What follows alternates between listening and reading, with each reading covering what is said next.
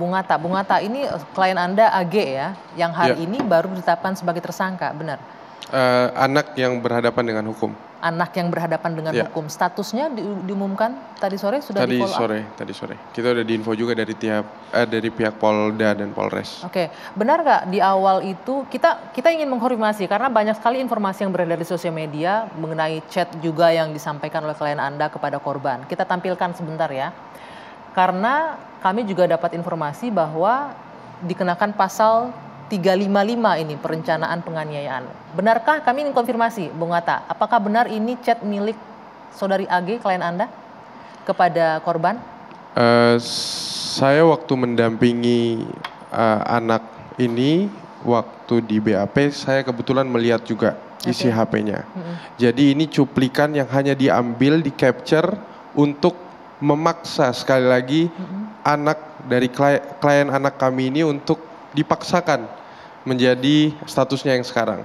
Jadi menurut Anda tidak pantas untuk statusnya berhadapan dengan hukum atau sebagai tersangka? Jadi panjang, Mbak. Jadi di situ jelas ada voice note dari tersangka Mario yang memang itu suaranya Mario ada di situ dan itu tidak di capture di situ. Suaranya apa? Anda sempat dengar nggak? Ada beberapa kata-kata yang merayu David untuk Ananda David, anak korban David, untuk turun dari rumah itu. Jadi bahkan ada sebenarnya coretan, ada juga ketikan dibilang ini Dendi gitu, Mbak. Jadi detail banget dan itu chatnya panjang di situ, Mbak. Menggunakan HP dari AG. Iya, dari klien kami. Jadi ketika itu hanya yang dikutip, kami justru maaf kalau bisa semuanya aja dibuka gitu.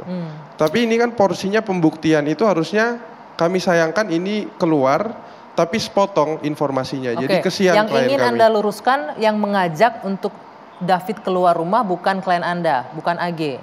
Tapi Dandi. Iya, jadi nanti akan panjang ini, Mbak. Ada masalah relasi kuasa karena anak ini masih 15 tahun dan sifat dominan dari tersangka M itu sangat luar biasa.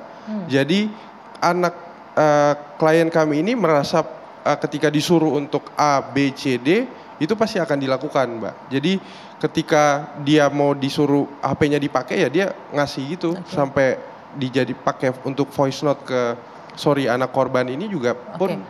Sekali lagi saya konfirmasi, berarti chat yang tadi ditampilkan adalah yang ngetik Mario dan iya, ada tersangka Mario yang mengetik itu. Ada juga yang menyuruh ke klien kami. Nah, bagaimana dengan tadi yang disampaikan oleh Bung Dolfi bahwa klien Anda menyampaikan sesuatu informasi kepada seorang temannya APA. APA kemudian mengadu ke Mario. Benar, apa yang disampaikan oleh klien Anda ke APA yang Mbak, sampai ke Mario? Sebenarnya bukan begitu ceritanya. Jadi bukan klien kami yang mengumbar itu, Mbak. Tapi mohon maaf sekali anak korban ini yang memberitahukan. Memberitahukan kepada APA karena memang anak korban ini berteman dengan adiknya dari APA ini. Jadi mereka kenal duluan dan memang APA ini adalah mantan dari tersangka M. Ini yang harus kami clearkan. Jadi ada kepentingan dari APA ini, dia mungkin memberitahu kepada tersangka M ini biar klien kami ini jadi mungkin putus hubungannya dengan. Ini versi dari AG klien Bukan Anda? Versi, Mbak. Ini ada chatnya bahwa tersangka M itu chat-chatan dengan APA waktu itu untuk ketemu. Jadi ada chat, sorry Mbak, ke tersangka M itu aku mau ngomong sesuatu tentang Agnes, ada di chatnya HP-nya tersangka M itu, Mbak. Bahkan dia laporan ke klien kami waktu mau ketemu karena statusnya mereka sudah pacaran waktu itu. Jadi jelas, Mbak, ini sebenarnya kalau udah dibuka semua kami juga siap untuk buka semua jadinya, Mbak. Jadi siapa kemudian yang merencanakan bertiga ini Bung Dolfi datang menyambangi David ke rumahnya, korban David ke rumahnya? Dari antara tiga, tadi Anda bilang ada AG, ada MD dan S.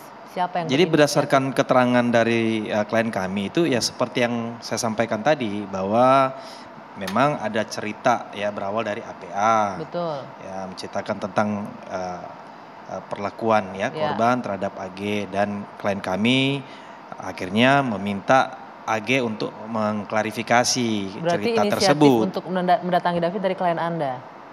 Bukan, maksudnya ceritanya seperti itu. Nah, pada peristiwa hari itu kebetulan kan si saudari AG mau mengambil kartu pelajar dan parfum yang tertinggal di korban. Oke. Nah disitulah akhirnya bersama-sama pergi ke TKP gitu. Jadi bersama-sama tuh klien kami ya, Mario, saudari AG dan saudara S. Oke. Itu yang maksudnya yang kami sampaikan ini adalah apa yang disampaikan oleh klien kami di dalam BAP. Jadi kami menyampaikan ini ya berdasarkan keterangan yang ada dalam BAP. Namun keterangan dari AG tidak demikian. Yang mengajak untuk ke sana bukan AG untuk memilih kartu pelajar. Memang intinya Mbak, memang dari awal Mario yang mengajak ketemu AG ini untuk menjemput di sekolahnya. AG niatnya mau pulang, Mario malah bolos magang untuk menjemput AG, dan di perjalanan itu dia memang jadi ini saya harus flashback sedikit Mbak. Jadi ketika APA memberitahukan ke Mario, Mario ini sudah sempat marah berkali-kali ke klien kami.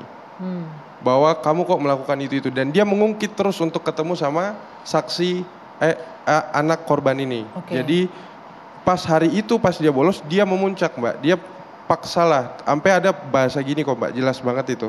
Dia bilang kamu pakai alasan apa kek, kamu ngapain kek, bilang kartu pelajar itu untuk apa kek. Ada beberapa bahasa yang secara konsisten saksi yang sekarang statusnya anak pelaku berhadapan dengan hukum ini menyatakan bahwa dia memang disuruh sama Mario. Jadi itu konsisten terus Mbak keterangannya. Ini yang Anda sebut tadi, ada relasi kuasa dan Mario sangat dominan gitu ya. Oke, baik. Lalu apa pula peran dari kliennya Pak Happy Siombing di sini? Ada Shane Lucas yang juga terlibat di sini. Nanti akan kami lanjutkan usai jeda di Dua Sisi sesaat lagi.